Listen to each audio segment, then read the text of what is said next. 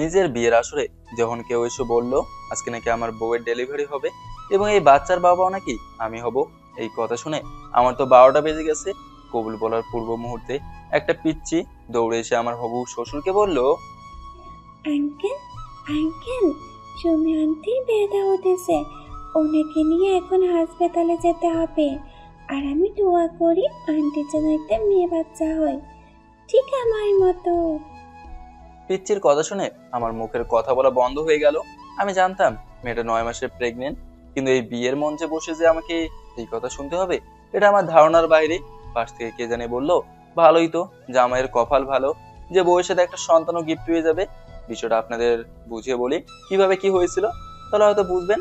আজকে রাতে সবাই মিলে টেবিলে বসে খাবার খাচ্ছি, তখন বাবা বলল, লাদেন, তোর সাথে কিছু কথা ছিল।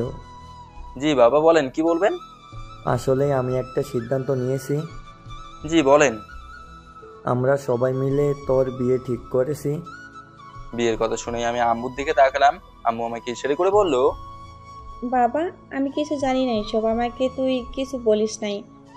বাবা আমাকে আবার বলল, তুই তো জানিস আমি এক কথার মানুষ। জি বাবা বলেন। তোর এই বিয়েতে মেয়ে পক্ষ আমাদের 5 লাখ টাকা দেবে, এজন্য মূলত এই বিয়েটা হবে। আর মেয়ের বাবা আমার পূর্ব পরিচিত, যার কারণে আমি না করি নাই। বাবা আমার বিয়ে ঠিক করেছে মানলাম, কিন্তু যখন আমাকে টাকার কথা বললো তখন আমার মনে হলো এখানে একটা প্যাচ তো আছেই। আমি বাবাকে অনেক ভয় পাই। ভয় পাওয়ার একটা কারণ আছে, সেটা হলো আমি যখন কোনো অপরাধ করি তখন বাবা আমাকে দরজা বন্ধ করে ইচ্ছে মতো মারে। এটাই হয়তো ভয়ের কারণ। বাবার কথা শুনে কিছুক্ষণ আমি নীরব ছিলাম, কিন্তু আমার মনের সন্দেহ দূর করার জন্য বললাম, বাবা আপনি এটা জানেন না যৌতুক নেওয়া ও দেওয়া খুব বড় অপরাধ? তোর আমাকে বোঝাতে হবে না, আমি সব কিছু বুঝি। এটাকে যৌতুক নেয়া বলে না, এটা হলো সুযোগে সদ্ব্যবহার। বুঝলাম না বাবা, আপনি কি বলতে চান? বিয়েটা হলো তুই যেই মেয়েকে বিয়ে করবি সেই মেয়ে 9 মাসের প্রেগনেন্ট। আর মেয়েটা কার সাথে যে এমন করেছে কিছু বলে না, এই জন্য মেয়ের বাবা চায় ওকে বিয়ে দিতে। বাবার কথা শুনে আমার কথা বলা বন্ধ হয়ে গেল।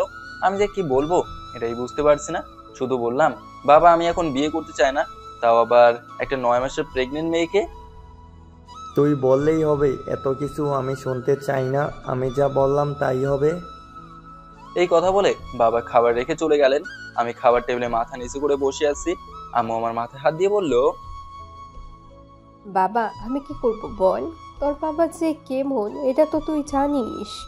আমি তোরে এটাই বলবো যে তুই পালিয়ে চলে যা, এ বিয়ে তোর করতে হবে না। আমি খাবার রেখে রুমে চলে গেলাম। রুমে গিয়ে আপুকে কল দিলাম। আপু আমার বড় না, কিন্তু ও আমার সমবয়সী, বলতে পারেন আমরা যমজ ভাই বোন। আর ও 1 মিনিটের বড় আমার, এই জন্য আপু বলি। আর আপু ম্যাচে থাকে, পড়াশোনা করে। আপু ফোন রিসিভ করে বলল, লাদেন বল। আপু আমি কিন্তু পালিয়ে চলে যাবো ভাবতেছি। কি বলছিস? মাহি তো এখনো পিচ্ছি মেয়ে, আর একটু বড় হোক। মাইকে নিয়ে আমি পালিয়ে যাব তোরে বলছি। তাহলে একা একা পালিয়ে চলে যাব। বাবা একটা 9 মাসের প্রেগনেন্ট মেয়ের সাথে আমার বিয়ে ঠিক করছে। আর বাবাকে নাকি আবার কয় লাখ টাকাও দেবে। টাকার জন্য বাবা আমাকে কুরবানি দিতে দিচ্ছে। কি বলিস এসব? বাবা তো আমাকে কিছু বলে নাই।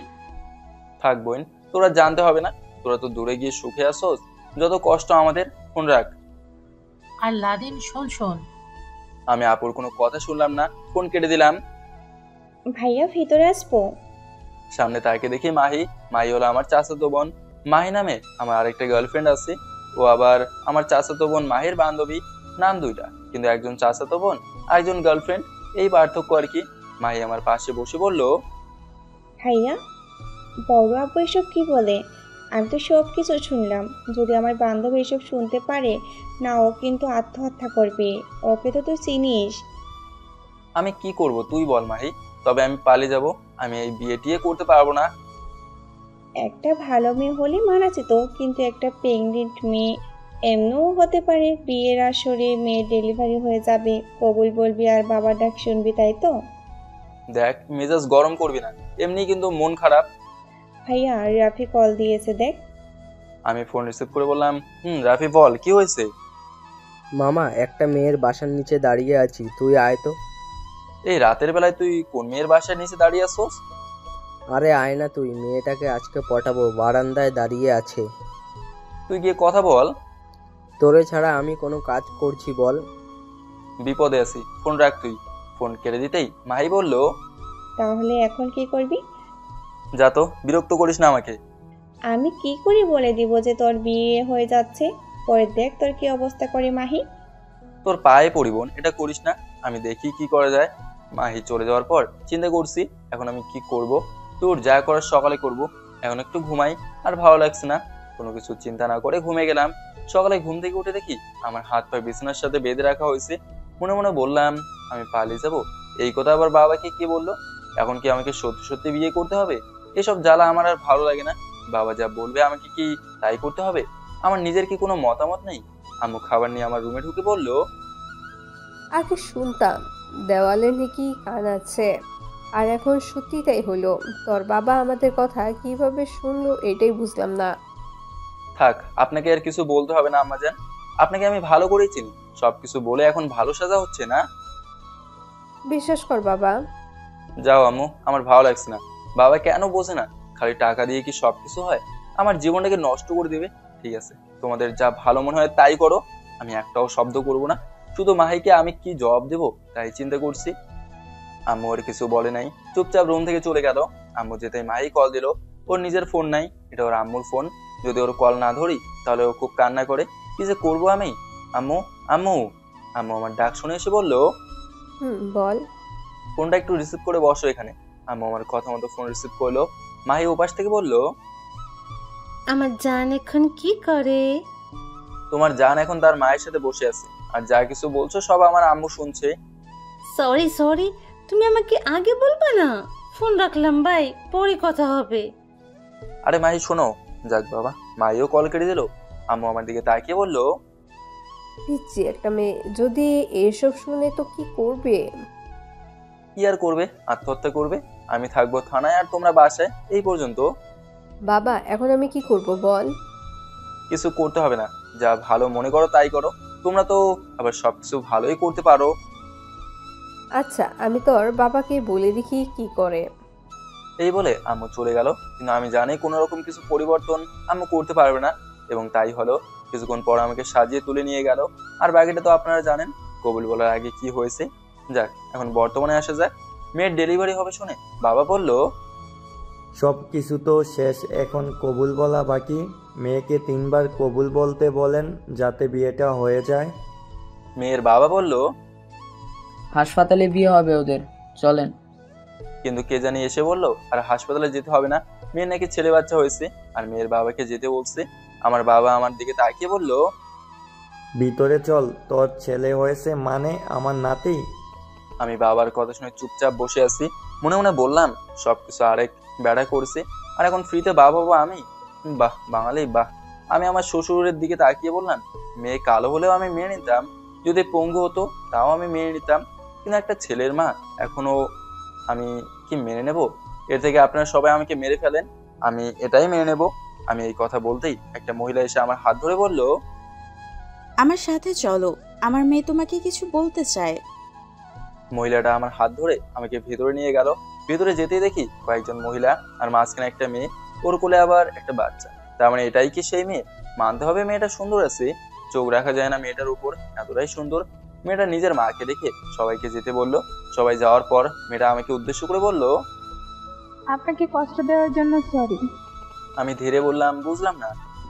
জানেন তো, বাবার খুব আদরের মেয়ে আমি আমার খালাতো ভাইয়ের সাথে সম্পর্কে জড়িয়ে এসব করেছি। আর ও আমাকে বিয়ে করতে চেয়েছিল, কিন্তু ওর পরিবার না করেছে, যার কারণে আপনার সাথে বাবা বিয়ে ঠিক করেছে। আমার জন্য আপনি অযথা কেন কষ্ট পাবেন? এজন্য আমি ওদের বলেছি বাচ্চা সহ আমি মারা যাব।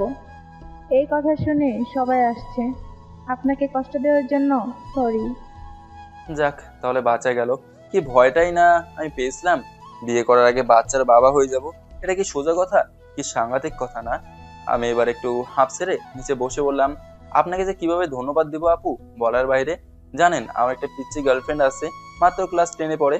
ও যদি জানতো যে আমার বিয়ে হয়ে গেছে, সরাসরি আত্মহত্যা করতো। জানেন আপু? এত পিচ্চি মেয়ের সাথে প্রেম করা ভালো না। আমি বাচ্চাটাকে কোলে নিয়ে বললাম, বাবু আমাকে আব্বু বলতো, আর একটু হলে তো সত্যি তোমার আব্বু হয়ে যেতাম। মেয়েটা হাসি দিয়ে বলল, সত্যি আব্বু হবেন নাকি? মেয়েটাকে কোলে বাচ্চা দিয়ে বললাম, মাফ করেন আমাকে। ইস বাবা, কি বড় বিপদ থেকে বাঁচলাম, নইলে আজকে সর্বনাশ হয়ে যেত। মেয়েটা আমার দিকে তাকিয়ে বলল, আমার নাম জানেন? এই কবুল বলার আগে একটা মেয়ে এসে বলেছিল সুমি আপুর ডেলিভারি হবে। ও, তাহলে তো জেনেই গেলেন। আচ্ছা থাকেন, আমার বিয়েটা দেখে যান। বিয়ে হলে আর কি হবে, যা করার তো আগেই করে ফেলেছেন, এখন তো আর কিছু বাকি নাই। আমার কথা শুনে সুমি বলল, আপনি মিয়া বাজে কথা বলেন, যান বাহিরে। উচিত কথা বললেই দোষ না? আমি আর কিছু বললাম না, বাইরে চলে গেলাম। আর কিছুক্ষণের ভেতরে জানাজানি হয়ে গেল যে মেয়ের আসল বাবা এসে মেয়েকে বিয়ে করবে। কিন্তু ঘটনা এখানেই শেষ হয় না। আমার বাবার থেকেও আরো বেশি ডেঞ্জারাস আমার হবু শ্বশুর। আমি যখন চলে যাব তখন আমাকে ডাক দিয়ে বলল, এই ছেলে এদিকে আসো। মনে মনে বললাম, হয়তো আমার কাছে মাপ চাইবে, এই জন্য আমাকে ডাকছে। এখন আর মাপ চেয়ে কি করবে, আমি তো কিছুই মনে করি নাই, শুধু একটু ভয় পেয়েছি। আমি হবু শ্বশুরের সামনে গিয়ে বললাম, থাক আঙ্কেল, আর মাপ চাইতে হবে না, আমি কিছু মনে করি নাই। আর এসব হয়েই থাকে মাঝে মাঝে। আমার হবু শ্বশুর হাসি দিয়ে বলল, তোমার বাবার মতোই আমিও এক কথার মানুষ। আমি যা বলি তাই করি। আমি তোমাকে একবার জামাই বলেছি মানে তুমি আমার মেয়ের জামাই। আমার বড় মেয়ের সাথে তোমার বিয়ে হবে না তো কি হয়েছে, আমার আরেক মেয়ে আছে না? আমার বাবা তো হবু শ্বশুরের কথা শুনে লাফ দিয়ে আমাদের সামনে এসে বলল, এই না হলে আমার বেয়াই, আমি জানতাম আমার বেয়াই কিছু একটা করবে। এখন মেয়ে কোথায় আছে? ডাক দেন, দুই বোনের বিয়ে একসাথেই হয়ে যাক। বাবার কথা শুনে আমি পুরাই বোকা হয়ে গেলাম। এক সমস্যা দূর হতে না হতে আরেক সমস্যা এসে হাজির। আমার হবু শ্বশুর বলল, আমার মেয়ে লন্ডনে থাকে, ওখানে পড়াশোনা করে। ওদের বিয়ে হবে ভিডিও কলে। আমি সব কিছু রেডি করছি। এই কথা বলে হবু শ্বশুর ভেতরে চলে গেল। আমি বাবার দিকে তাকিয়ে বললাম, বাবা এসব আপনি কি করছেন? আপনার মাথা খারাপ হয়ে গেছে। বাবা আমাকে ধমক দিয়ে বলল, চুপ কর, তুই আমার থেকে বেশি বুঝিস। মেয়ে লন্ডন থেকে পড়াশোনা করে, এখন চিন্তা কর ও কতটা শিক্ষিত হবে। আর সারা জীবন তোর কোনো কাজ করতে হবে না। আমার বৌমা লন্ডন থেকে এসে নিশ্চয়ই বড় কোনো চাকরি করবে। যা এখন তুই গিয়ে তোর জায়গায় বস, আর বাসায় যেতে হবে না। মনের ভেতরে আলাদা একটা রাগ হলো। এখন যে আমি কি করব এটাই বুঝতে পারছি না। মনে করেছিলাম আমি হয়তো বেঁচে যাব, কিন্তু উল্টো মনে হচ্ছে বিপদ আমার দিকে এগিয়ে আসছে। কি যে কপাল নিয়ে আমি এই দুনিয়াতে আসলাম। আমি চুপচাপ আনমনে বসে সব চিন্তা করছি।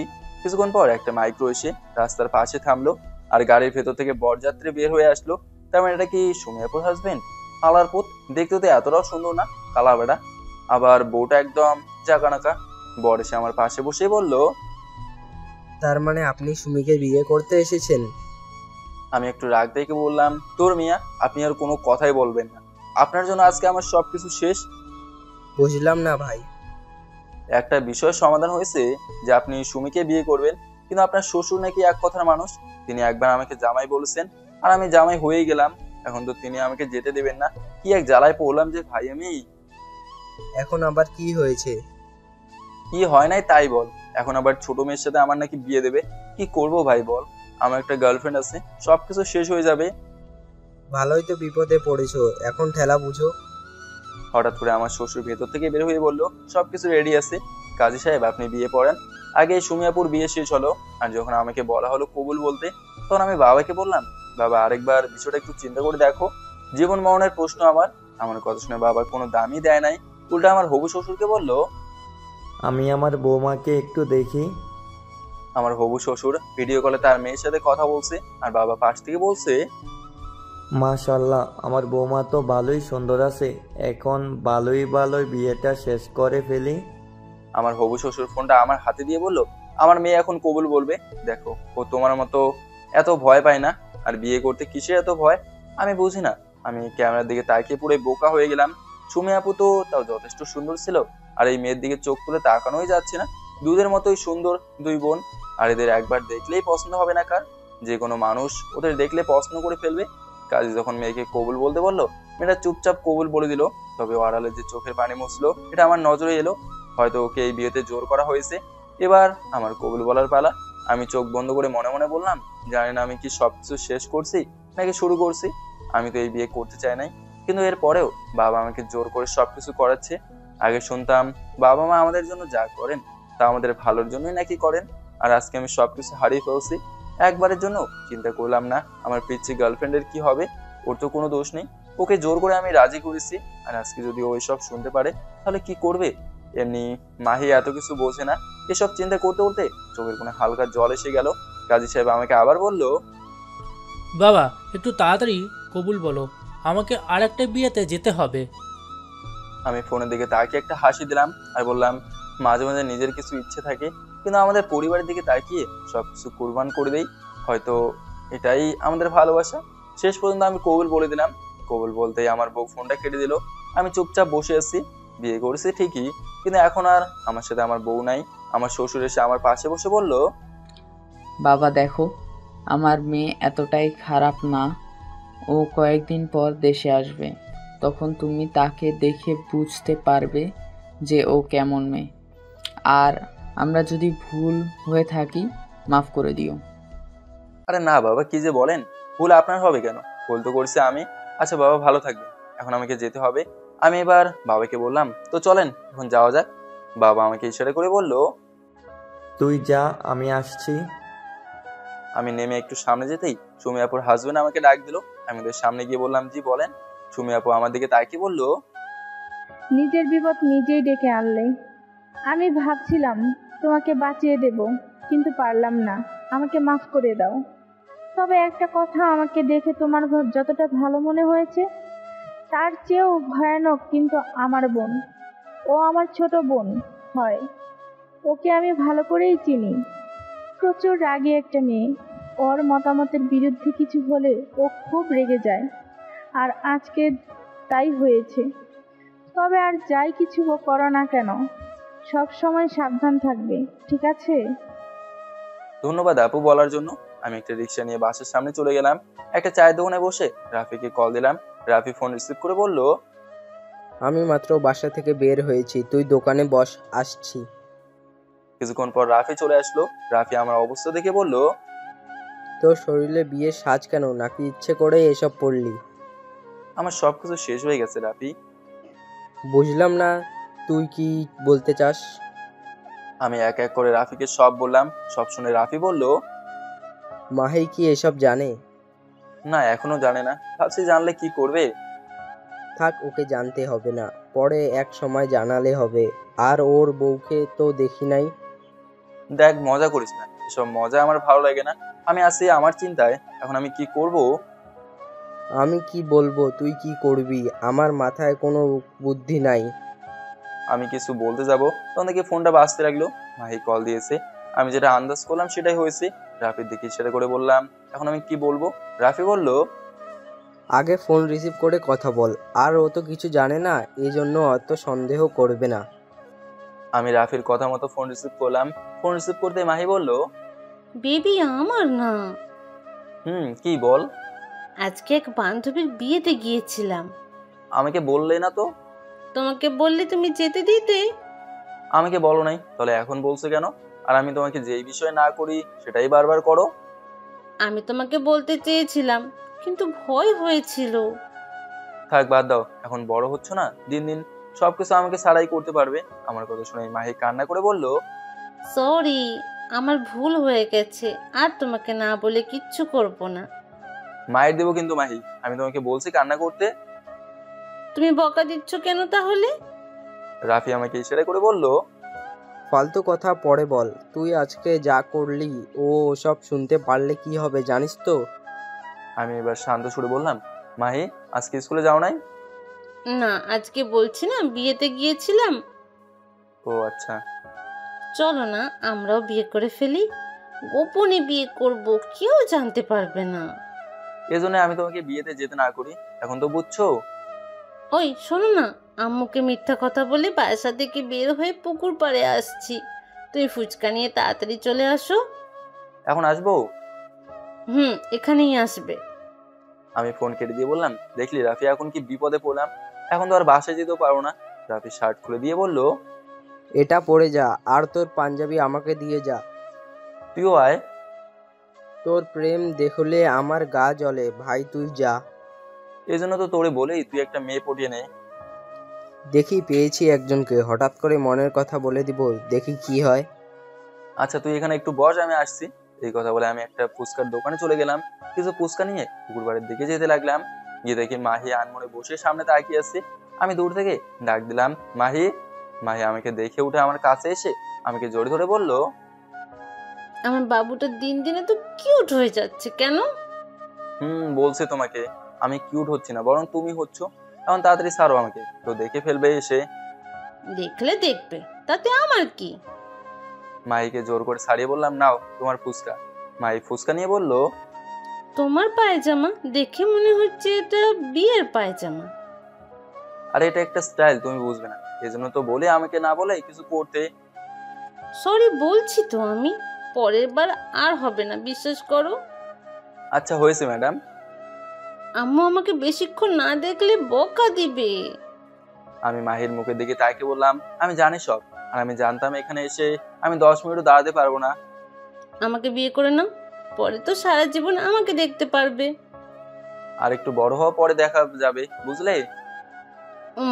লাভ ইউ বাবুটা। তাহলে আজকে যাই কেমন? ভালো থেকো। দেখতে দেখতে মাহি চলে গেল। আমি সামনের দিকে হেঁটে যেতে লাগলাম। মনে মনে বললাম, এটা আমি একটা কাজ করলাম, আজকেও এত কিছু বুঝে না বলে ওর সাথে আমি মিথ্যে কথা বলছি। যেদিন মাহি জানতে পারবে সেদিন কি হবে। দোকানের সামনে যেতে রাফি বলল, বাবা 10 মিনিট হলো না গেলি আর ভিতরেই প্রেম শেষ? তুই তো জানিস ওর আম্মুকে বাসা থেকে বের হতে দেয় না। আচ্ছা চল আমাদের বাসায়। না আজকে আর যাব না, এখন আমাকে এক জায়গায় যেতে হবে, পরে তবে বলবো নি। তাহলে এখন আমি গেলাম কেমন? আমি আচ্ছা বলে বাসার দিকে যেতে লাগলাম। বাসার সামনে গিয়ে কলিং বেল বাজাতেই আপু এসে দরজা খুলে দিল। আপুর দিকে তাইকে বললাম, তুই আবার কখন এলি? কিছুক্ষণ আগেই এলাম। আমি তো এসেছিলাম বাবাকে সবকিছু বলতে, কিন্তু এসে শুনি বাবা নাকি সবকিছু করে ফেলেছে। আমি হাসি দিয়ে বললাম, আমাকে যদি বাবা নিজের সন্তান মনে করতো তাহলে আর এমন করতো না। একবার বিয়ে ভেঙে গেছে, কিন্তু আমাকে ধরে ছোট মেয়ের সাথে বিয়ে করে দিল। এটা কি কোনো কথা তুই বল? আমার কথা শুনে আপু কিছু বললো না, চুপচাপ দাঁড়িয়ে আছে। আমি ভেতরে ঢুকে বললাম, এমন একদিন আসবে আপু, আমাকে হারিয়ে ফেলবি, পাবি না। সবাই মিলে আমার সাথে যা শুরু করেছে একদিন হারিয়েই যাব। বাবা এভাবে বলতে নেই, তোর বাবা তোর জন্য ভালো কিছু চায়। থাক থাক আম্মাজান, আপনাকে আর কিছু বলতে হবে না, সবকিছু করে এখন ভালো সাজতে হবে না। আমি চুপচাপ আমার রুমে চলে গেলাম। রুমে গিয়ে ফ্রেশ হয়ে বসে বসে চিন্তা করছি, বিয়ে তো ঠিকই করছি, কিন্তু বউয়ের সাথে যে কথা বলবো সেই ফোন নাম্বার আর আমার কাছে নেই। এর নাম নাকি বিয়ে। ফোন রেখে ঘুমিয়ে গেলাম। সারাদিন রুমের ভেতরেই পার করে দিলাম। আপু ডেকে গিয়েছিল খেতে, কিন্তু আমি না করেছি, খাবো না। রাতে আপু আসছিল, কিন্তু আমার এক কথা, আমি খাবো না। বাবা যেহেতু সবকিছু করতে পারে, তাহলে বাবাকেই বল খেতে। আম্মু ডেকে গিয়েছিল, কিন্তু আমি বলেছি যাবো না, মানে যাবো না। হয় রুমে পরে মরবো, নইলে আমাকে এই সব বিষয় থেকে মুক্তি দেবে। রাতে কারো কথা না শুনে ঘুমিয়ে গেলাম। সকালে কেমন যেন চিৎকার চেঁচামেচির আওয়াজ শুনে ঘুম ভাঙলো। তাড়াতাড়ি দরজা খুলে বের হলাম। আর দরজা খুলে বের হয়ে দেখি আমার বউ আমাদের বাসায় দাঁড়ানো, আর তার সাথে একজন উকিল এসেছেন, কিন্তু ও ছিল লন্ডনে। সকাল সকাল ও এখানে কিভাবে এলো? হয়তো রাতেই এখানে এসেছে। বাবার দিকে তাকে দেখি বাবা এক কোণে চুপচাপ দাঁড়িয়ে আছে। যার সাথে আমার বিয়ে হয়েছিল, মানে আমার বউ, সে আমার সামনে এসে বলল, তুই কি সেই ছেলে? আপনি কি বলতে চান আমি বুঝলাম না। আর শ্বশুর আব্বা বললো আপনি কয়েকদিন পর আসবেন। রাগ তোর শ্বশুর আব্বা। তোর কি মনে হয় আমি এতই সহজে তোরে বিয়ে করে নিব? এতটাই বোকা আমি? শুধু বাবার মুখের দিকে তাকিয়ে কবুল বলছি। আজকে শুধু দেশে আসছি তোর জন্য, তুই আমাকে একবারেও বলিস নাই আমি এই বিয়েতে রাজি কিনা। এত বড় কলিজা হলো কি করে তোর? আমাকে না বলে আমাকে বিয়ে করিস, এখন উকিল নিয়ে আসলি আমি ডিভোর্স দেওয়ার জন্য। আমি চোখ বড় বড় করে বললাম, কি ডিভোর্স? আমার কথা শুনে মেয়েটা হাসি দিয়ে বলল, আমার নাম জানিস? না। আমার সম্পর্কে কিছু জানিস? না, আমি কিছুই জানি না। ফালতু আমি কার সাথে কথা বলে সময় নষ্ট করছি? আমি এত দূর থেকে এখানে আসলাম শুধু তোর জন্য। জানি 6 মাস আগে ডিভোর্স হয় না, তারপরেও আমি তোর সাইন নিয়ে রাখবো, যাতে 6 মাস পর আমাদের ডিভোর্স হয়ে যায়, যেন তুই এসে বলতে না পারিস আমি তো সাইন করি নাই।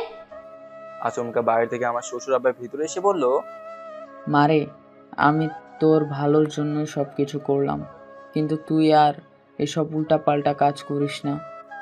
মেয়েটা ওর বাবাকে বলল, আমি তোমার কথা মেনেই কবুল বলছি। এখন কবুল বলা শেষ, আমি আমার কাজ করব। আমাকে তুমি বাধা দিও না। কিছুক্ষণ পর আমাকে আবার বের হয়ে যেতে হবে। একটা কাগজ বের করে উকিল আমার সামনে দিয়ে বলল, এখানে একটা সাইন করেন। আমি বাবার দিকে তাকিয়ে বললাম, আপনি তো এটাই চাইতেন যে আপনার ছেলের জীবন নষ্ট হয়ে যায়, আজকে তাই হচ্ছে বাবা, আপনার কথাই ঠিক রইল। বাবা আমার কথা শুনে এগিয়ে এসে বলল, মারে। মেয়েটা বাবাকে বলল, আঙ্কেল, আমি ভালো আছি, ভালো থাকতে দেন। আমি চাই না আপনার সাথে আমি কোনো ধরনের বেয়াদবি করি। আর আমি এই বিয়েতে রাজি ছিলাম না, এই জন্য ওকে ডিভোর্স দিব। যদিও 6 মাস পর ডিভোর্স হয়, এরপরেও আমি সব কিছু রেডি করে রাখছি। এই ছেলে সাইন কর, আমাকে আবার লন্ডন ফিরে যেতে হবে।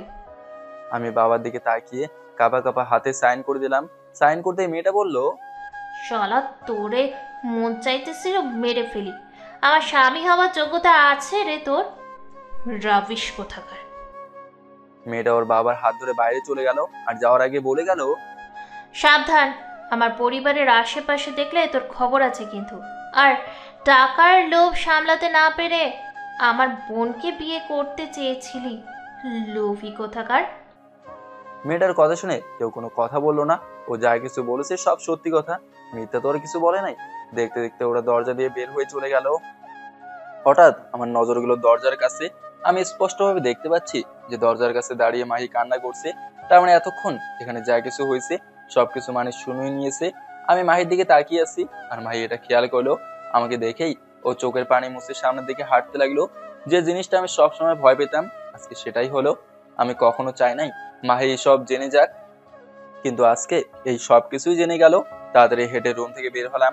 আপু পেছন থেকে বলল, কোথায় যাস লাদেন? আপুর কথা শুনে আমি কিছু বললাম না। বাসা থেকে বের হয়ে দেখি মাহি কোথাও নাই। হঠাৎ আমার মনে হলো এমন সময় তো মাহি স্কুলে যায়। তাড়াতাড়ি দৌড়ে সামনে গেলাম আর গিয়ে দেখি মাহি আর আমার চাচাতো বোন হেঁটে হেঁটে স্কুলে যাচ্ছে। আমি ওদের কাছে গিয়ে বললাম, মাহি আমার কথাটা তো শোন। মাহি আমার চাচাতো বোনের হাত ধরে বলল, আপনি এখান থেকে চলে যান, আমি আপনাকে আর দেখতে চাই না। আমি আমার চাচাতো বোনকে বললাম, তুই একটু দূরে যা, তোর ভাবির সাথে কথা আছে। আমার কথা শুনে আমার চাচাতো বোন মাহি দূরে চলে গেল। আমি এবার মায়ের হাত ধরে বললাম, বিশ্বাস করো এখানে আমার কিছু করার ছিল না। যখন আমার বিয়ে ঠিক হয়েছিল তখন আমি পালিয়ে যেতে চেয়েছিলাম, কিন্তু আমাকে বেঁধে রেখেছিল। আর আজকে তো তুমি নিজ চোখে দেখলে যে মেয়েটা আমাকে ডিভোর্স দিয়ে দিল। মাহি এবার কান্না করতে করতে বলল, আপনি যত কিছু বলেন না কেন, আমি আপনাকে কখনো মাফ করব না। আপনি আমাকে কিছু বলেন নাই, কেন এমন করলেন? আজকে আমি পিচ্ছি বলে আপনি আমাকে কিছু বলেন নাই কেন? আমার ভালোবাসার কি কোনো দাম নাই? কেন করলেন এমন? প্লিজ মাহি আমাকে মাফ করে দাও, আমি ইচ্ছে করে এমন করি নাই। আপনি আমার হাত ছাড়েন, আপনার সাথে আমার কোনো কথা নেই, আপনি মিথ্যাবাদী। প্লিজ মাহি এভাবে বলো না, আমি বিপদে পড়ে এমন করছি। আমার চাচাতো বোন এসে আমাকে বলল, তুই এখন বাসায় যা, আর আমি তো সব কিছু জানি, আমি ওকে বুঝিয়ে বলবো।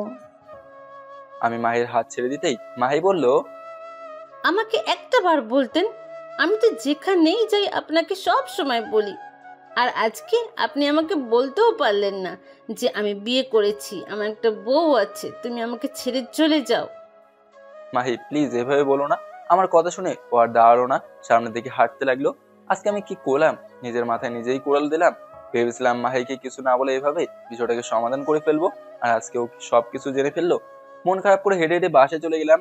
বাসায় যেতে আম্মু আমাকে দেখে বলল, কিরে বাবা, কি হয়েছে? দেখে মনে হচ্ছে মন খারাপ। আমি আম্মুর কথা শুনে কিছু বললাম না, চুপচাপ হেঁটে রুমে চলে গেলাম। বিছানার উপর বসে একা একাই কান্না করছি। আজকে বাবার কারণে আমার সবকিছু হারিয়ে গেল। আমার সাথে কেন এমনটা হলো? আমি তো নিজের মতো সবকিছু গোছাতে চেয়েছিলাম, কিন্তু বাবার জন্য কিছু পাইলাম না। আপু আমার রুমে ঢুকে দেখলো যে আমি কান্না করছি, এজন্য আপু আমার পাশে বসে বলল, যা হয়েছে বাদ দে ভাই, কান্না করিস না। কি কান্না করবো না? তুই বল, আমার জন্য মাহি কেন কষ্ট পাবে? ওর তো কোনো দোষ ছিল না, ও আজকে সবকিছু জেনে গেছে। কি বলিস? ওইখানে আসছিল আবার কখন? শুরু থেকে এখানে ছিল, এখন আমি কি করব বল আপু? আম্মু ভেতরে ঢুকে আমার সামনে দাঁড়িয়ে বলল, দেখ বাবা, মেয়েটা যে এত কিছু করে ফেলবে এটা আমাদের ধারণার বাহিরেই ছিল। আম্মুর দিকে তাকিয়ে বললাম, তুমি আর কোনো কথা বলবো না? মনে করছো আমি তোমাকে চিনি না? তুমি আর বাবা মিলে সবকিছু করেছো, যেটা চেয়েছিলে সেটাই তো হয়েছে। প্লিজ বাবা এভাবে বলিস না। আর আমাকে যদি বোকা দেওয়া ইচ্ছে হয় তো পরে দিস, এখন কিছু খেয়ে নে। না, আমি এখন কিছু খাবো না, তুমি এখান থেকে যাও তো। আপু বলল, দেখ ভাই, রাগ করিস না, যা হয়ে গেছে তো হয়ে গেছে। আমি মাহির সাথে কথা বলবো, তুই কোনো চিন্তা করিস না। আম্মুর সাথে বলল, এখন আমি তোরে কথা দিচ্ছি, তোর বাবা আর যাই কিছু করুক, আমি মাহিকে এই বাসার বউ করে নিয়ে আসবই আসবো। আমি রেগে গিয়ে বললাম, দেখো আম্মু, আমার সামনে বাবার নাম নিবে না। আজকে বাবার জন্য আমি সবকিছু হারিয়ে ফেলছি, মনে করছে এই মানুষটাকে আমি মাফ করে দেবো? কখনো না আম্মু। আচ্ছা বাবা, তোর যা ইচ্ছে পরে করে নিস, এখন খেয়ে নে। আপু আর আম্মু মিলে আমাকে জোর করে খাইয়ে দিল। খেয়ে দিয়ে বিছানায় শুয়ে চিন্তা করছি, এখন মাহিকে কি বলে বোঝাবো যে আমি কিছু করি নাই, আর আমি তো ইচ্ছে করে এসব করি নাই। এসব চিন্তা করছি, হঠাৎ দেখি ফোন স্ক্রিনে রাফি নামটা ভেসে উঠলো। আমি ফোন রিসিভ করে বললাম, রাফি বল, কি হয়েছে?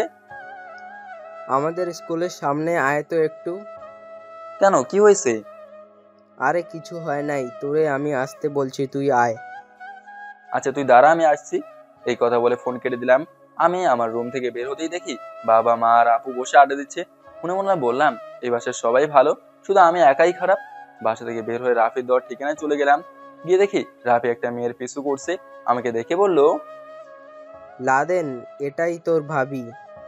যদি ভাবি হয় তো পিছনে পিছনে এভাবে ঘুরছিস কেন? আরে ভাই, ওকে এখনো প্রপোজ করা হয় নাই, এই জন্য তো তোরে আজকে এখানে নিয়ে আসছি। আমাকে কি করতে হবে তাই বল। কি আর করবি, আমার হয়ে তুই ওকে প্রপোজ কর। দেখ, এমনি আজকে মায়ের সাথে ঝগড়া হয়েছে, যদি ও দেখতে পারে তো আমার 12টা বেজে যাবে। আরে বেটা, এত ভয় পাস কেন? বন্ধুর জন্য এটুকু করতে পারবি না? আমি রাফির কাছ থেকে ফুলটা নিয়ে বললাম, দে, সবাই শুধু আমাকেই ব্যবহার করে, আজকে তুইও কর। আমি ফুল নিয়ে মেয়েটাকে একটা ডাক দিলাম, এই যে আপু, একটু দাঁড়াবেন? মেয়েটা আমার কথা শুনে দাঁড়িয়ে বলল, জি বলেন। আমি যে মেয়েকে ফুল দেবো তখন মেয়েটা হাত বাড়িয়ে আমাকে চড় দিতে আসছিল, তখন রাফি এগিয়ে এসে বলল, মারতে হলে আমাকে মারেন, এখন ওর কোনো দোষ নাই। আমি বলছি দেখে, ও আমার হয়ে আপনাকে প্রপোজ করছে। মেয়েটা রাফির দিকে তাকিয়ে হাসি দিয়ে বলল, ও আপনি আমাকে আগে বলবেন না? আর আপনি সত্যি আমাকে পছন্দ করেন? মেয়েটার কথা শুনে রাফি লজ্জা পেয়ে বলল,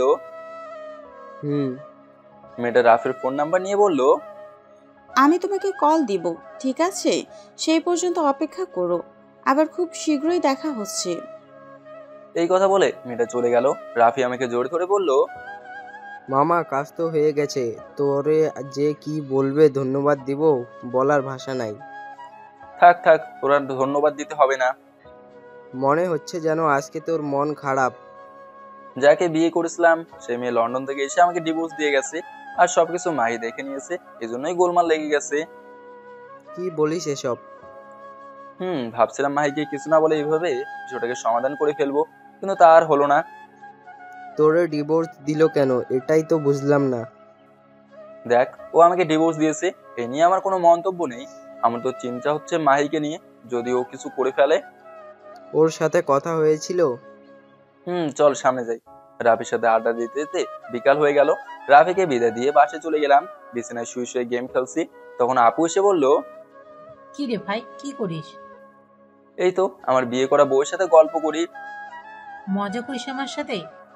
মজা করার কি আছে বল। আমার সাথে এই কিচেন রুমে চল, তোর জন্য একটা সারপ্রাইজ আছে। দরকার নাই আমার সারপ্রাইজ, সকালে যেই সারপ্রাইজ পেয়েছি এটাই চলে। আপু আমার হাত ধরে কিচেন রুমে নিয়ে গেল। গিয়ে দেখি আম্মু পিঠা বানাচ্ছে। আমি পিঠা হাতে নিয়ে বললাম, আপু, এজন্য তুই আমাকে এখানে নিয়ে এলি? হ্যাঁ রে গাধা, এই জন্যই তোরে নিয়ে আসলাম। আমি পিঠা খেতে খেতে বললাম, আম্মা তোমাকে একটা কথা বলি। বল বাবা। বাবা তো আমার মতামতের বিরুদ্ধে আমাকে বিয়ে করে দিয়েছিল, কিন্তু আপুর ক্ষেত্রে এটা আমি কখনো হতে দেব না। আপু, তোর পছন্দের কোনো মানুষ থাকলে আমাকে বলতে পারিস। আপু আমার কথা শুনে আমাকে ইশারা করে বলল, আম্মুর সামনে এসব বলার একদম দরকার নেই, ঠিক আছে? আমি আর কিছু বললাম না, চুপচাপ পিঠে খাচ্ছি। এর মাঝে আপু আবার বলল, লাদেন, আমার কাছে একটা আইডিয়া আছে, যদি এটা কাজে লাগাতে পারিস তো আমি মনে করি তোর উপকার হবে। বল আপু, কি বলবি শুনে। তুই রাতের বেলা মাহির রুমে যাবি, যাতে কেউ কিছু বলতে না পারে, আর পিঠা নিয়ে যাবি। তাহলে দেখবি ওর রাগ ভেঙে যাবে। আম্মু দেখো, তোমার মেয়ে আমাকে মারতে চাইতেছে। আরে বাবা, প্রেম করিস আবার দেখা করতে পারবি না কেন? খুব পিচ্ছি একটা মেয়ে, যেহেতু রাগ তো করতেই পারে। আবার দেখিস উল্টোপাল্টা পিচ্ছু করিস না। দূর, যাবই না। আম্মু তুমি আমাকে এই কথাটা বলতে পারলে? আম্মু আমার কপালে চুমু দিয়ে বলল, আমার লক্ষ্মী ছেলেকে আমি এসব বলবো? কে বললো? আমি তো মজা করছি। থাক থাক, আপনাকে আর কিছু বলতে হবে না। আমি আপনাকে ভালো করে চিনি। পিঠা খেয়ে রুমে চলে গেলাম। রাতের বেলায় আপু একটা ব্যাগে কিছু পিঠা দিয়ে বলল, এগুলো নিয়ে যা, আর সাহস রাখ, ভয় পেলে হবে বল। আপু তুইও চল না, আমার তো একা একা যেতে ভয় লাগছে। থাক ভাই, তোর আর যেতে হবে না, আর মায়ের সাথেও কথাও বলা লাগবে না। আমি তো তোরে একটা সুযোগ করে দিচ্ছি। তাহলে কি যাবো আপু? যা, কিচ্ছু হবে না। আর একটা কথা লাদেন, বল। যদি থাকতে চাস তো থাকতে পারিস, তবে ও কিন্তু পিচ্ছে একটা মেয়ে, আবার উল্টোপাল্টা কিছু করিস না। তুইও আমার মতো শুরু করলি? সময় নষ্ট করে লাভ নেই, এখন তাড়াতাড়ি যা। আমি আর কিছু বললাম না। বাসা থেকে বের হয়ে মাহের বাসার উদ্দেশ্যে যেতে লাগলাম। যদি মাহের পরিবারের কেউ আমাকে দেখতে পারে তো আমার 12টা বেজে যাবে। আমাদের বাসা থেকে মাহের বাসা বেশি একটা দূরে না, অল্প সময়ের ভিতরে ওর বাসার সামনে চলে গেলাম। মাহের বাসায় তো আসছি, তো এখন ভিতরে যাব কিভাবে? আমি মাহের রুমের দরজার কাছে গেলাম। গিয়ে দেখি মায়ের ভিতরে টেবিলে বসে পড়ছে, জানলা খোলা আছে, এজন্য ভিতরে যেতে অসুবিধা হলো না। আর আমি ভিতরে গিয়ে একটা চেয়ার টেনে মায়ের পাশে গিয়ে বসলাম। মাহি তো আমাকে দেখে চোখ বড় বড় করে দিল, আমার দিকেও এক দৃষ্টিতে তাকিয়ে আছে। আমি ওকে বললাম, কি হলো জানেমান, কেমন সারপ্রাইজ দিলাম? মাহি আস্তে করে বলল, তুমি এখানে কি করো? আমি মায়ের হাত ধরে বললাম, কি করি মানে? আমার সাথে রাগ করে তুমি চলে গেছো, এজন্য ভাবলাম মনের রাগ কমিয়ে আসি। আমার রাগটা কিছু নাই, প্লিজ তুমি এখন এখান থেকে যাও।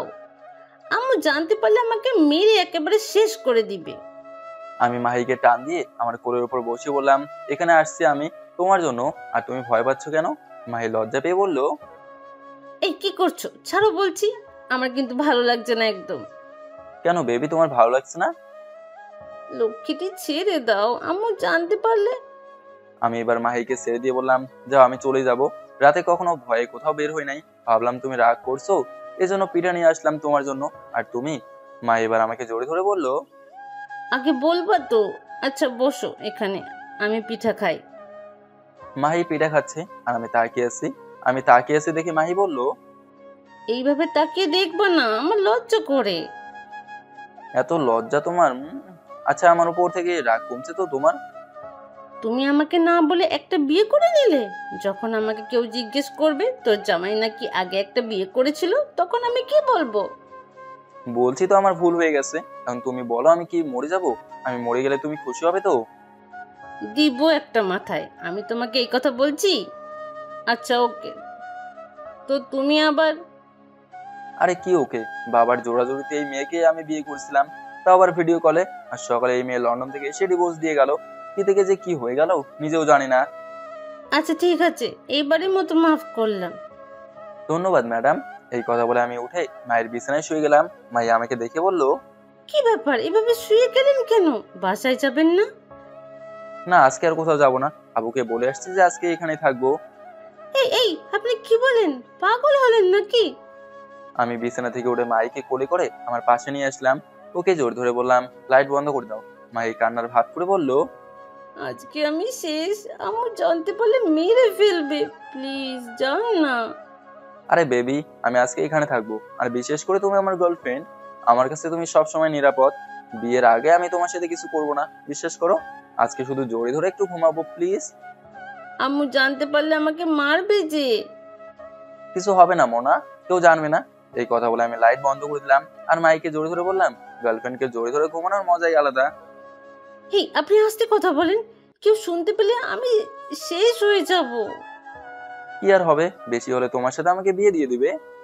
একটা বিয়ে করে আসছে আমাকে বিয়ে করতে। হঠাৎ করে বাইরে থেকে মায়ের আম্মু বলল, কি রে মা, এত সকাল সকাল লাইট বন্ধ করে দিলি যে? মাই ভয় পেয়ে বলল, আম্মু আসলে আজকে খুব ঘুম পেয়েছে, এজন্য ঘুমিয়ে যাব। যাও তো, বিরক্ত করো না। মাহির আম্মুর আর কোনো আওয়াজ শুনে নাই, হয়তো চলে গেছে।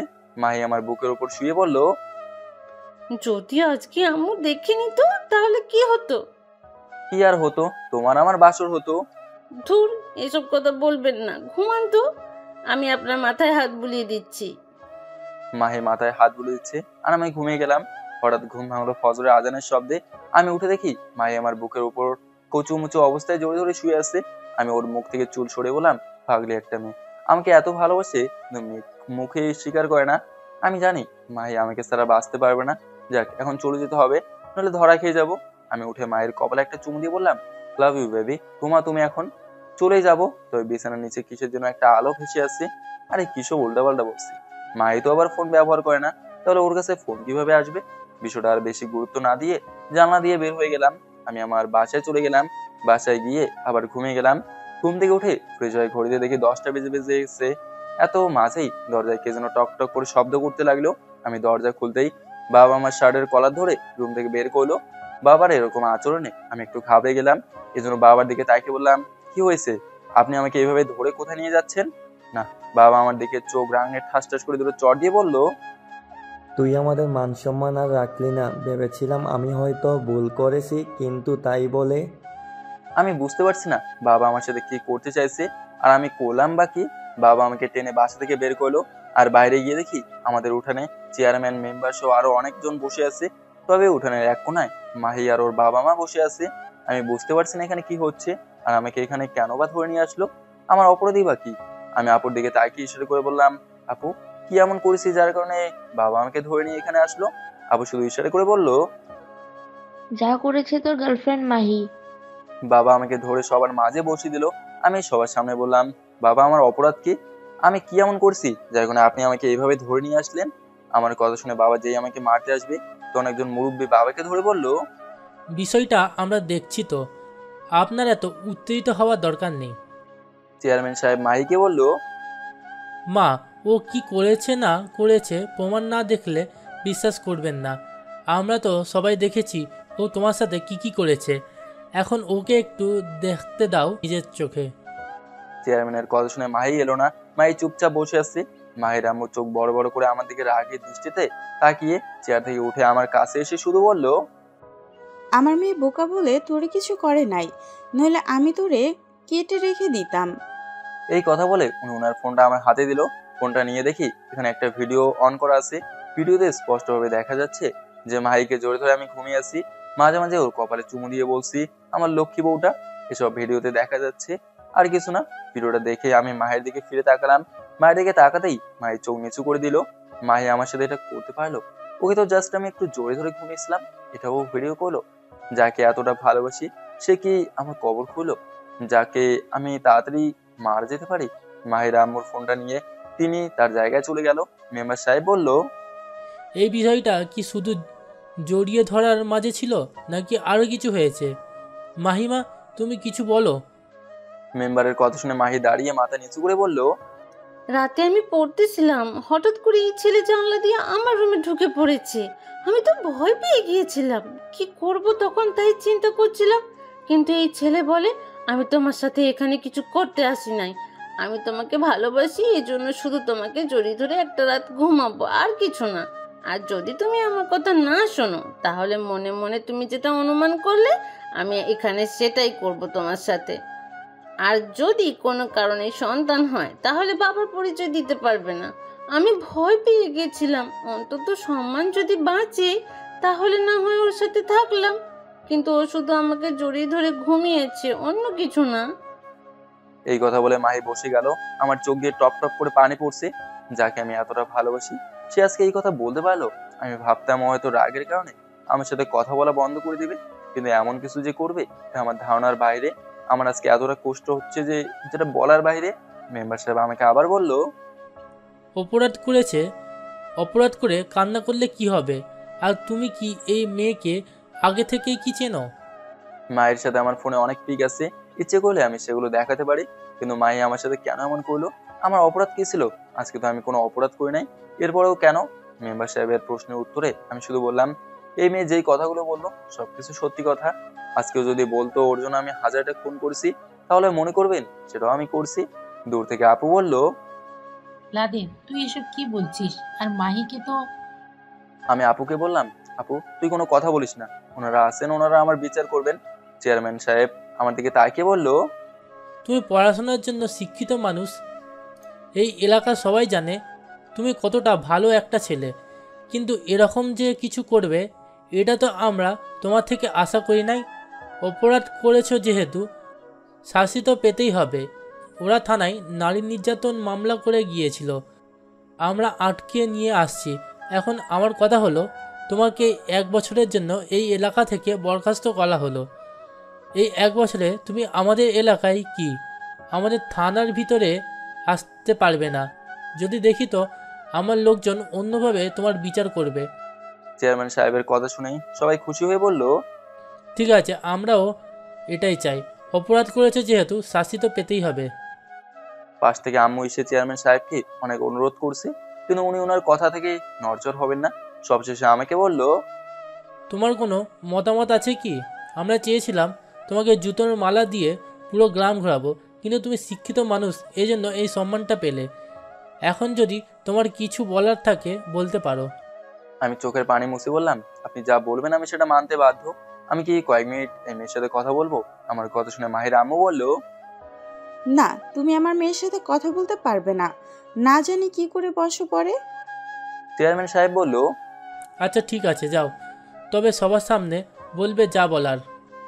চেয়ারম্যান সাহেবের কথা শুনে মাহির আম্মু আর কোনো কথা বলে নাই। আমি মাহির সামনে গিয়ে বললাম, কেন আমার সাথে এমন করলে? আমাকে বলতে তো পারতে যে আমাকে আর এখন তোমার ভালো লাগে না, আমি এমনি চলে যেতাম। এভাবে এত কষ্ট দেওয়ার মানে আছে বলো? আমি যখন তোমার বাসা ছেড়ে চলে আসবো তখন ফোনের আলো দেখেছিলাম, কিন্তু আমি এটা ধরে নিয়েছিলাম যে তোমার তো ফোন নেই। কিন্তু আজকে দিন শেষে তুমিও প্রমাণ করে দিলে যে ভালোবাসা বেইমানি করে। আমি তোমার কাছে বেশি কিছু কি চেয়েছিলাম? শুধু তোমার হাতটাই একটু ধরতে চেয়েছিলাম। কেন এমন করলে মাহি, কেন? আমি আমার কথা শুনে মাথায় নিচু করে আছে, কোনো কথাই বলছে না। আমি এবার চোখের পানি মুছে বললাম, ইচ্ছে করলে আমি প্রমাণ করতে পারি যে তুমি আমার গার্লফ্রেন্ড, কিন্তু এটা করবো না। আমি সবসময় চাই তুমি সুখে থাকো, তবে মনকে এটা বুঝতে পারছি না আমার অপরাধ কোথায়। খুব কান্না করতে ইচ্ছে করছে মাহি, কিন্তু বলার মতো কেউ নেই। নিজের কষ্ট নিজের ভেতরেই চেপে রাখি। ভাবছিলাম তোমাকে বিয়ে করে নতুন সংসার করব, তা আর হলো না। একদিন বুঝবে মাহি আমি কি ছিলাম, কিন্তু সেদিন আর আমাকে পাবে না। ঠিক আছে, তুমি যদি সুখে থাকো, আমি নয় সরে গেলাম, ভালো থাকতে পারবে তো দিন শেষে? মাহি কোনো কথাই বলছে না। বুঝলাম ও সত্যি সত্যি এখন আমাকে মন থেকে চায় না। আজকে আমি কান্না করতে চাইছি না, কিন্তু বারবার চোখ থেকে পানি পড়ছে। মাহিকে আর কি বলবো?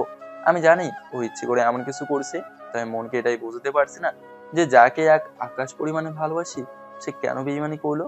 চিৎকার করে আজকে কান্না করতে ইচ্ছে করছে।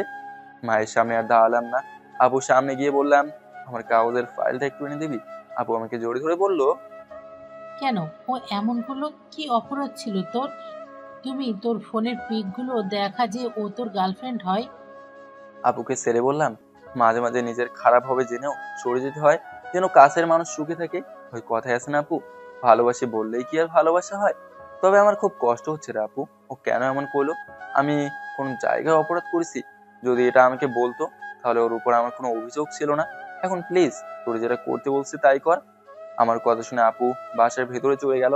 আপু যেতেই আমার দিকে তাকিয়ে বললাম, কি বলছিলাম না আম্মু, একদিন চলে যাব, পাবে না আর আমাকে। আর আজকে সত্যি সত্যি চলে যাচ্ছি। আমার কেন জানি মনে হয় এই বাসায় থাকলে আমার দম বন্ধ হয়ে যায়। নিজের কষ্টের কথাগুলো কারোর সাথে প্রকাশ করতে পারি না আম্মু, যাকে নিজের জীবনের থেকে বেশি চেয়েছিলাম। আজকে সেই প্রমাণ করলো যে ভালোবাসা বলতে কোনো শব্দ নেই। হায় রে দুনিয়া। আপু ভেতর থেকে এসে ফাইলটা আমার হাতে দিয়ে বলল, কোথায় যাবি? আমি ফোন থেকে সবকিছু খুলে আপুর হাতে দিয়ে বললাম, যদি বেঁচে থাকি তো আবার দেখা হবে, আর যদি দেখা না হয় মনে করিস মরে গেছি। বলতে বলতে কান্না করে দিয়েছি। কান্না করতে করতে মাটির উপর বসে বললাম, খুব করে ভালোবাসি ওকে আপু, ওর জন্য নিজের জীবন বিলিয়ে দিতে পর্যন্ত রাজি ছিলাম। আজকে বিনা কারণে মিথ্যা অপবাদ দিল, তা আবার নিজের আপন কেউ। ভালোবাসা বলতে কোনো শব্দ নেই আপু, যা আছে সব কষ্ট। আমি একটা বোকা ছেলে আপু, নইলে পৃথিবীতে এত মেয়ে থাকতে কেন আমি ওকে পছন্দ করি? নিচে বসে কিছুক্ষণ কান্না করলাম, এছাড়া আমার কি বা করার আছে? সব শেষে দাঁড়িয়ে চোখের পানি মুছে মেম্বার সাহেবকে বললাম, চলে যাচ্ছি। আর আপনারা যা বললেন আমি তা অক্ষরে অক্ষরে পালন করব। মায়ের দিকে তাকিয়ে বললাম, ভালোবাসি তো কখনো ভোলা সম্ভব নয়, তবে আজীবন ভালোবেসে যাব। হঠাৎ করে আম্মু এসে আমার হাত ধরে বলল, বাবা তোর সাথে আমাকে নিয়ে যা তো, তুই যাস না। আমি আম্মুর কপালে চুমে দিয়ে বললাম, বাবার সম্মান যাক এটা আমি চাই না, ওদের হাতে প্রমাণ আছে আম্মু, তবে আমি ওর কাছ থেকে এটা কখনো আশা করি নাই।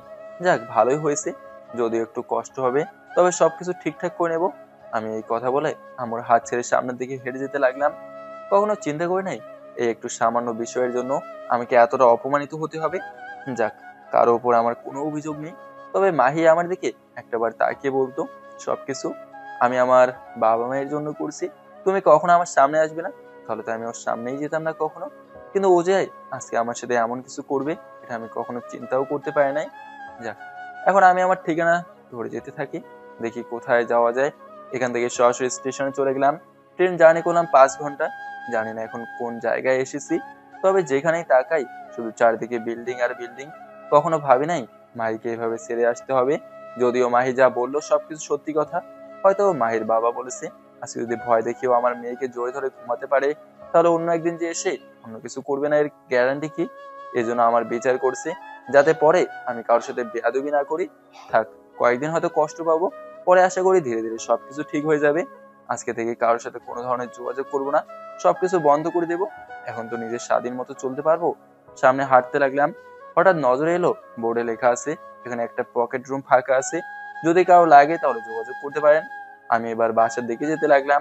দরজার কাছে গিয়ে কলিং বেল দিয়ে দাঁড়িয়ে আছি। কিছুক্ষণ পর একটা মহিলা বের হয়ে আসলো। মহিলাটা আমাকে দেখে বলল, কি চাই বাবা তোমার এখানে? জি আন্টি, আমি এখানে রুমের জন্য আসলাম। আমার কথা শুনে মহিলাটা কিছুক্ষণ আমার দিকে তাকিয়ে দেখলো, আর পরে বলল, তুমি এই শহরে কি করো? কিছু করি না আন্টি, পড়ালেখা করতে এসেছি। মিথ্যা কথা বললাম যাতে আমাকে সন্দেহ না করে, আর সন্দেহ করলে তো তিনি এই রুম দেবেন না। আন্টি এবার বলল, তোমার নাম কি? জি লাদেন। এভাবে এই মহিলার সাথে কথা বললাম। সবকিছু শেষে তিনি বলল, ঠিক আছে, ভিতরে চলো, আমি তোমার রুম দেখিয়ে দিচ্ছি। তবে এখানে থাকতে হলে কারোর সাথে কোনো ধরনের বেয়াদবি করা যাবে না। আমি বললাম, জি এমন কিছু কখনোই করবো না আন্টি। আন্টি আমাকে রুম দেখিয়ে বলল, আজ থেকে এটাই তোমার রুম। আর যদি রান্না বান্না না করতে পারো তো পাশে একটা ম্যাচ আছে, যোগাযোগ করে নিবে। ধন্যবাদ আন্টি। আমাকে রুম দেখিয়ে উনি ওনার মতোই চলে গেলেন। আমি আমার মতো করে রুমটা গোছাতে লাগলাম। পকেটে আছে মাত্র 2টা 500 টাকার নোট, এছাড়া আমার কাছে কোনো টাকা নেই। এখন একটা চাকরি করার দরকার, কিন্তু এখানে এত কিছু চিনি না, কিভাবে যে কি করব এটাই তো খুঁজে পাচ্ছি না। সবকিছু চিন্তা ভাবনা বাদ দিয়ে ফোনের গ্যালারি থেকে ভাইয়ের পিকটা নিয়ে দেখতে লাগলাম, যার জন্য এত কিছু করলাম। আজকে সে আমাকে এভাবে মাঝ রাস্তায় নিয়ে ছেড়ে দিল, আর ছেড়ে দিবে না তো কি করবে? আমি তো মাহের যোগ্য না। একটা বিয়ে করেছি আমি, আবার ডিভোর্স হয়ে গেছে আমার, ও কিভাবে আমাকে গ্রহণ করবে? থাক, এসব চিন্তা করে এখন লাভ নেই। তবে মনকে বোঝাতে পারছি না যে এই অল্প একটু কারণে ও এত কিছু করে ফেলবে। তবে আমার অনুমান যেটা, মাহি মাঝরাতে উঠে ওর আম্মুর সাথে যুক্তি করে সবকিছু করেছে। আমি তো রাত জেগে ওর সাথে উল্টা উল্টা কিছু করি নাই যে ওর আম্মুর সবকিছু জেনে যাবে। তবে আমি নিশ্চিত যে এটা মাহির কাজ। যাক, এসব চিন্তা করে এখন মন খারাপ করে লাভ নেই। রুমে কিছুটা সময় কাটিয়ে রুম থেকে বের হলাম, আর রুম থেকে বের হতে দেখি দরজার কাছে আন্টি দাঁড়িয়ে আছে। আমি আন্টির কাছে গিয়ে বললাম, আন্টি একটা কথা ছিল। বলো বাবা। আমার কি ছাদে যাওয়ার অনুমতি আছে? তবে আমি কাউকে কোনো রকম বিরক্ত করবো না, এটা বলতে পারি। ঠিক আছে, যাও। তবে ছাদে আমার বড় মেয়ে আছে, ওর দিকে আবার তাকাবে না, তাহলে কিন্তু ও অনেক রাগ করবে। তুমি গিয়ে তোমার মতো বসে আড্ডা দিবে, তবে কাউকে কোনো রকম বিরক্ত করবে না। ধন্যবাদ আন্টি অনুমতি দেওয়ার জন্য, তবে আমি কাউকে কোনো রকম বিরক্ত করবো না, এটা আপনার চিন্তা করতে হবে না। এই কথা বলে আমি ছাদের দিকে যেতে লাগলাম। ছাদের দরজার কাছে গিয়ে মাথা নিচু করে সামনের দিকে যেতে লাগলাম। তবে এখানে হয়তো কিছু মানুষ বসে আড্ডা দিচ্ছে মনে হচ্ছে। হঠাৎ কিছু কথা কানে এলো যে আমার বয়ফ্রেন্ড আজকাল আমার সাথে বেশি ভাব নেয়, ওর আচার ব্যবহার ভালো না। তবে আমি ওদের কথার কানে নিলাম না, তাদের এক কোনায় গিয়ে মাথা নিচু করে বসলাম। এখানে কে বা কারা আছে এটা দেখে আমি বা কি করব? তবে হঠাৎ করে আরেকটা কথা কানে এলো যে আমি আমার বয়ফ্রেন্ডের সাথে 5 বছরের রিলেশনে আছি, ওর বাড়ি আর আমার বাড়ি পাশাপাশি। তবে ও আজ পর্যন্ত কোনোদিন আমার হাতটা পর্যন্ত ধরে নাই, এজন্য তো ওকে আমি এতটা ভালোবাসি। এটাই আমার কাছে পবিত্র ভালোবাসা। মেয়েটার কথা শুনে মুখে হাসি ফুটে উঠলো। তবে এই হাসির ভিতরে যে কতটা কষ্ট লুকিয়ে আছে এটা তো শুধু আমিই জানি। না চাইতেও চোখ দিয়ে পানি পড়ছে। আমি কান্না করতে চাই না, কিন্তু এরপরেও বারবার চোখ দিয়ে পানি পড়ে। আমার সাথে মাহের সম্পর্ক শেষ করেছে এটা মানলাম, তবে আমার কি অপরাধ? যদি এটাও বলতো তাহলে মনটা একটু হালকা হতো। যদি এটাও বলতো যে আমাকে জোর ধরার কারণে আমার রাগ হয়েছে, এজন্য এমন করেছি আমি, এটা বললেও মনকে বোঝাতে পারতাম। কিন্তু এখন নিজের ইচ্ছের বিরুদ্ধে গিয়ে কান্না করি। আমি চোখের পানি মুছে আর মনে বসে আছি। তবে পিছন থেকে আর কোনো শব্দ আসছে না, হয়তো ওরা চলে গেছে। আমি কিছুক্ষণ বসে ছাদ থেকে নামতেই দরজার কাছে গেলাম, কিন্তু ছাদ থেকে কেউ কোথাও যায় নাই। হয়তো এতক্ষণ ওরা চুপ ছিল। যাক, আমার এত বিষয়ের উপর নজর দেওয়ার দরকার নেই। আমি নিচে নেমে সরাসরি আমার রুমে চলে গেলাম। রুমে গিয়ে দিলাম এক ঘুম। রাতে আন্টি এসে রুমে খাবার দিয়ে গেল। খেতে খেতে আবার পরিবারের কথা মনে হয়ে গেল। এতদিন মনে হয়েছিল মায়ের পেটের ভেতরে ছিলাম। বাবা যদিও টাকার জন্য দৌড়ে, তবে সেটা তো আমার জন্য। যদিও বাবাকে খারাপ বলে, কিন্তু তিনি তো সবসময় আমাকে বট গাছের মতো ছায়া দিতেন। যাক, বাদ দেই এখন এসব। আমি খেয়ে টেয়ে ঘুমিয়ে গেলাম। সকালে ঘুম থেকে উঠে ফ্রেশ হয়ে একটু হাঁটতে বের হলাম। এখানে নাকি কোথাও একটা মেজ আছে, ওটা খোঁজা লাগবে। বাসা থেকে বের হয়ে গেটের কাছে যেতে আন্টি সামনে এসে বলল, কোথায় যাচ্ছ বাবা? আমি আন্টিকে সালাম দিয়ে বললাম, এই তো আন্টি, একটু সামনে যাব।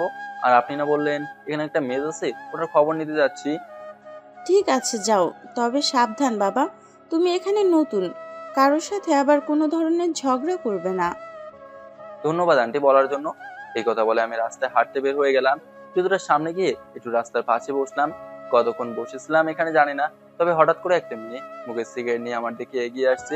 আমি আগে জানতাম পুরুষ মানুষ শুধু সিগারেট খায়, আর এখন দেখি মেয়েরাও সিগারেট খায়।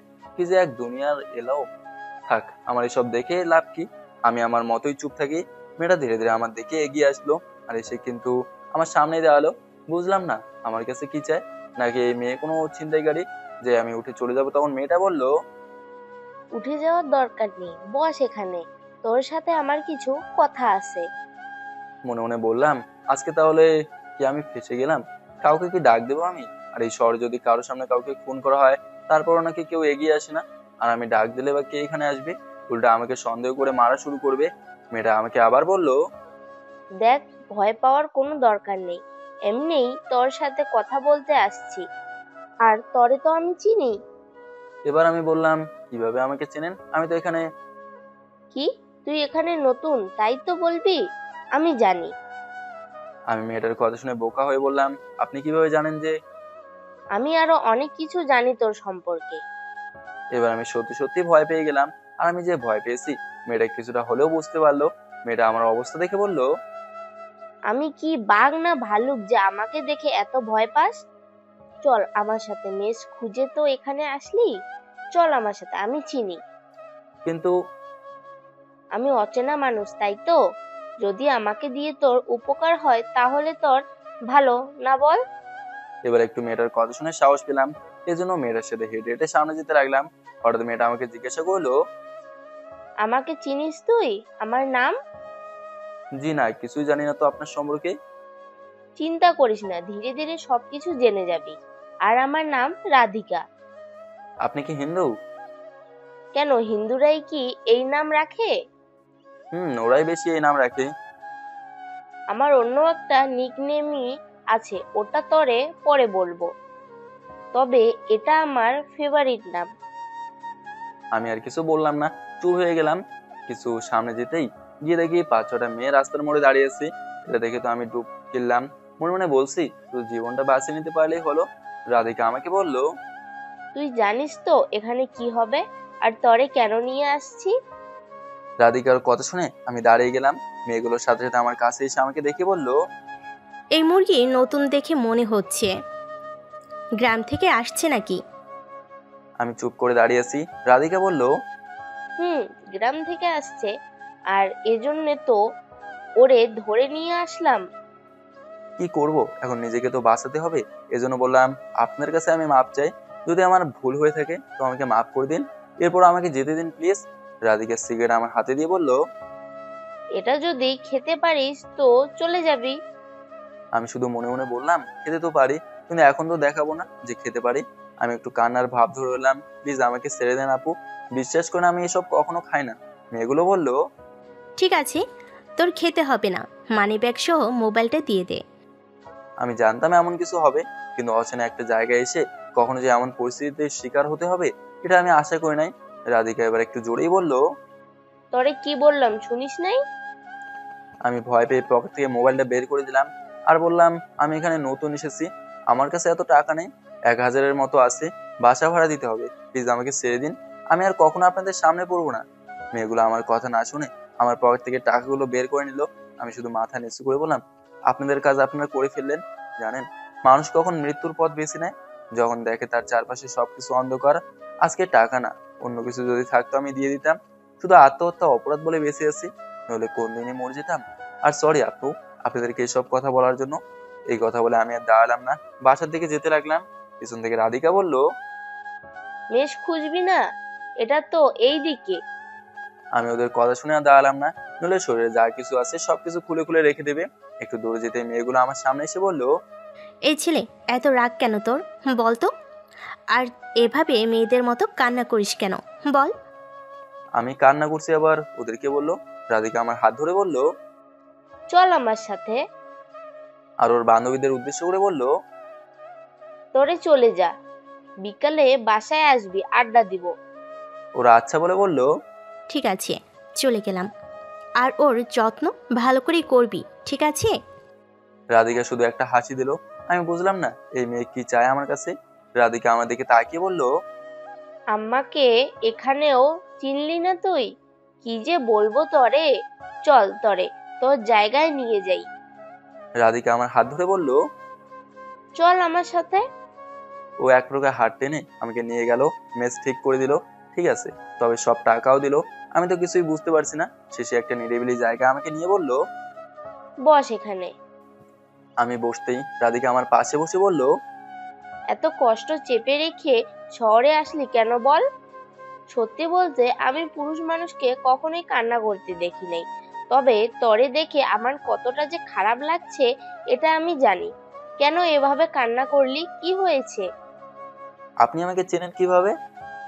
বোকা ছেলে, ছাদে ঠিকই গেলি, কিন্তু কে যে কি করেছে আর কারা বা ছাদে আছে সেটা দেখার দরকার নেই। হ্যাঁ, রাধিকার কথা শুনে মনে মনে হলো, হ্যাঁ ছাদে তো কয়েকটা মেয়ে ছিল, ওরা কোনো এক বিষয় নিয়ে আলোচনা করছিল, কিন্তু আমি ওদের দিকে ফিরেও তাকিয়ে দেখি নাই। তার মানে এটা কি বাড়িওয়ালার বড় মেয়ে? আমি ওকে বললাম, আপনি কি বাড়িওয়ালার বড় মেয়ে? আমার কথা শুনে রাধিকা হেসে বলল, যাক, পরে হলেও তো আমাকে চিনতে পারলি। সরি সরি আপু, আপনাকে আমি চিনতে পারি নাই, বেয়াদবি করলে মাফ করবেন। থাক, এসব বলতে হবে না। অনেকদিন পর আমাদের বাসায় একটা ছেলেকে দেখলাম, কিন্তু তখন তুই এভাবে কান্না করছিলি কেন? বাদ দেন, এসব শোনার মতো সময় আপনার নাই। আরে বল না প্লিজ, শুনি। আপনার সাথে পরিচিত হয়েছি আমি, আগে দেখেন আমি ভালো নাকি খারাপ। যদি খারাপ মনে হয় তখন। আপনি বলার দরকার নেই, তুই আমার সমবয়সী, তুই করে বলতে পারিস। ঠিক আছে, ধীরে ধীরে হয়ে যাবে, চেষ্টা করব। তাহলে এখন বল কি হয়েছে। শুধু এইটুকু জেনে রাখেন, পরিবার থেকে আমাকে বের করে দেওয়া হয়েছে, এবং আমার গার্লফ্রেন্ড এটা নিজেই করছে, কোনো একটা মিথ্যা কথা বলে। আর বলতে পারলাম না, মন খারাপ হয়ে গেল। রাধিকা আমার মন খারাপ দেখে বলল, ভালোবাসার মতো ভালোবাসলে ভুলা যায় না, আর কষ্ট দিলে তো শেষ। ঠিক আছে, তরে আমি জোর করব না, তোর ইচ্ছে যদি বলতে পারিস তো বলবি। নে তোর টাকাগুলো। না না থাক, দরকার নেই। মেয়েটা আমার টাকার সাথে কিছু টাকা যোগ করে পকেটে ঢুকিয়ে বলল, সবাই খারাপ হয় না, আমাকে দেখে যতটা খারাপ মনে হয় আমি কিন্তু ততটা খারাপ নই। সরি বলছি তো, আমি জানতাম না যে আপনি বাড়িওয়ালার মেয়ে। জানলে কি। বাদ দে, এখন চল বাসায় যাই। বাসার দিকে যেতে যেতে রাধিকা বলল, চাকরি বাকরি আছে কি তোর? দেখি, কালকে থেকে খোঁজা লাগবে কোন চাকরি। যদি আমি চেষ্টা করি তো আমাকে কি দিবি? আমি খুশি হয়ে বললাম, যা চাইবেন তাই দেবো, প্লিজ এই উপকারটা আমার করেন। সত্যি তো? হুম। আচ্ছা ঠিক আছে, দেখবো। আপনি কি চাকরি করেন? কেন, আমাকে দেখে কি মনে হয় আমি সারাদিন বাসায় বসে থাকি? দেখে মনে হয় না, তবে আপনার বাবার তো আর টাকা পয়সার অভাব নেই যে আপনার চাকরি করা লাগবে। বাবার টাকায় চলতে এখন আর ভালো লাগে না, এজন্য নিজেই চাকরি করি। একটা পোস্ট খালি আছে, দেখি আমি কথা বলে কি বলে। যদি এই উপকারটা করতে পারেন কি যে ভালো হবে আমার বলার বাইরে। বলছি তো আমি চেষ্টা করব। রাধিকার সাথে কথা বলতে বলতে বাসায় চলে আসলাম। বাসার ভেতরে যেতে রাধিকা বলল, চল আমার সাথে, সকাল থেকে তো মনে হয় কিছু খাস নাই। না প্লিজ এমন করবেন না, আমি পারবো না। দিব একটা, চল। রাধিকা আমাকে জোর করে ধরে ভেতরে নিয়ে গেল। রাধিকার মা আমাকে দেখে বলল, কি রে মা, ওকে আবার তুই কোথায় পেলি? আমাকে টেবিলে বসিয়ে রাধিকা বলল, এই ছেলের কাছ থেকে তোর টাকা পয়সা যা আছে সবকিছু নিয়ে নিতে চেয়েছিল। ভাগ্য ভালো যে আমি ছিলাম। মনে মনে বললাম, নিজে সবকিছু করে অন্যের দোষ দিচ্ছে। আন্টি আমার দিকে তাকিয়ে বলল, আমি তোমাকে আগেই বলেছিলাম আজকে যদি আমার মেয়ে না থাকতো। এবার আমি বললাম, বাদ দেন আন্টি, কিন্তু আপনার মেয়ে এত ভালো কিভাবে, এত টাকা পয়সার মালিক, এরপরেও মনের ভেতর কোনো অহংকার নেই, কিভাবে আমার সাথে হাত মিলিয়ে নিল? কি বলবো? আমার কথা শুনে রাধিকা একটা হাসি দিল আর বলল, আগে খেয়ে নে, পরে কথা বলিস। আর আম্মু, একজন মানুষ তো আমাদের সাথে খেলে কিছু হবে না। ছেলেটাকে ওর বাবা মা বাসা থেকে বের করে দিয়েছে, কি জানি মিথ্যা একটা অপরাধে। কি বলবো আম্মু তুমি? আন্টি আমার মাথায় হাত দিয়ে বলল, তোমার কি হয়েছে না হয়েছে আমাকে বলবা না? আচ্ছা ঠিক আছে, সমস্যা নেই, আজ থেকে আমাদের বাসায় খাবে তুমি। এভাবে রাধিকা আর ওর আম্মুর সাথে অনেকক্ষণ আড্ডা দিলাম। খাবার খেয়ে রুমে চলে গেলাম। রুমে এসে রুমটা একটু গুছিয়ে নিলাম। বিকেলে রাধিকাকে আর পেলাম না, হয়তো অফিসে চলে গেল। এভাবে একা একা কাটিয়ে দিলাম। রাতে ছাদে বসে আছি আর আনমনে উল্টাপাল্টা গান বলছি। হঠাৎ করে পেছন থেকে বলল, কিরে, তুই এত বড় শিল্পী কোন দিন থেকে হলি? আরে রাধিকা, আপনি কখন এলেন? এই তো এসেছি কিছুক্ষণ আগে, আর এসে দেখলাম তুই গান বলছিস। ভালোই তো তোর কণ্ঠ। হ্যাঁ, বলছে আপনাকে, কুত্তার মতো কণ্ঠ আমার, কুত্তার দৌড় দিবে এই গান শুনে। থাক, হয়েছে, তবে মোটামুটি চলে তোর কণ্ঠ। আমার কাছে তো ভালোই লাগলো। প্রশংসা করার জন্য আপনাকে অনেক অনেক ধন্যবাদ। রাধিকা সিগারেট বের করে বলল, নে, খাবি? না, খাবো না। আর আপনি একটা মেয়ে হয়ে সিগারেট খান কেন? আমার ভালো লাগে এজন্য খাই। ভালো লাগলে হবে না, মেয়েরা সব খায় না। আমি খাই, তোর শিখতে হবে না। আমি রাধিকার হাত থেকে সিগারেট নিয়ে জ্বলিয়ে ফেললাম। আর কখনো এসব খাবে না, পরবর্তীতে খারাপ কিছু হবে। আমি তো আগে তোর কতটা ভালো মনে করতাম, কিন্তু এখন তো তুই। আকাশের দিকে তাকিয়ে বললাম, মাঝে মাঝে এমন কিছু কষ্ট এসে বুকে চেপে ধরে যেগুলো প্রকাশ করার মতো নাই, কিন্তু কষ্ট কমানোর জন্য এসব খেতে হয়। রাধিকা আমার হাত ধরে সিগারেট নিয়ে বলল, ভালোবাসা সবার জীবনের জন্য আসে না। ভালোবাসা আমার কাছে একটা পবিত্র জিনিস, তবে সেটাকে পবিত্র করে রাখতে হবে। কিন্তু কিছু কিছু ভালোবাসা নিজেদের পরিবারের জন্য ভেঙে যায়। আপনি কারোর সাথে প্রেম করছিলেন? প্রেম করার ইচ্ছে আমার নেই, তবে ভাবছি এখন একটা প্রেম করতে হবে। এখন তো আপনার সময় চলে গেছে। প্রেমে একটা নির্দিষ্ট সময় থাকে, সেই সময়ের ভিতরে সবকিছু করতে হয়, তাহলে হয়তো মজা পাবেন। বাবা, হঠাৎ করে তুই এত বড় কবি হয়ে গেলি মনে হচ্ছে। মন থেকে কিছু বলার জন্য কবি হওয়ার দরকার হয় না, শুধু একটু ফিলিংস হলেই হয়, যেটা সবার থাকে না। বুঝলাম, তোর সাথে কথা বলে আমি পারবো না। এই জন্যই তো বলি আমার সাথে এত কথা বলতে আসবেন না। তবে আর একটা কথা বলি, আপনি মানুষটা খুব ভালো। আমার মতো ছেলের সাথে এভাবে মিশে কথা বলবেন কখনো ভাবি নাই। আমরা সবাই মানুষ, কে ধনী আর কে গরিব এই নিয়ে কোনো তফাৎ করলে হবে বল? রাধিকার কথা শুনে শুধু বললাম, ইস, আফসোস, সবাই যদি এটা বুঝতো তাহলে এই দেশে আর অহংকার থাকতো না। আচ্ছা বাদ দে, আর তোর জন্য একটা খবর আছে। বলেন। কালকে আমি কল দিলে অফিসে যাবি, আমি কথা বলে রাখছি। আপনার হাতটা ধরবো। আমার এই কথা শুনে রাধিকা একটু ঘাবড়ে গেল, শুধু বলল, আমি ওর হাত ধরে বললাম, অনেক অনেক ধন্যবাদ আপনি। অচেনা একটা ছেলের জন্য এত কিছু যে করবেন আমি ভাবতেও পারি নাই। অচেনা বলিস কেন? আর তুই তো। তুই ছাড়া অন্য কিছু বলা যায় না, সবসময় শুধু তুই। আমি তুই বলবো তো সমস্যা? না গো, কোনো সমস্যা নেই, যা ইচ্ছা বলেন। আচ্ছা, এখন হাতটা ছাড়েন। ও হ্যাঁ, মনে ছিল না, সরি। রাধিকার সাথে আর কিছুক্ষণ কথা বলে রুমে চলে গেলাম।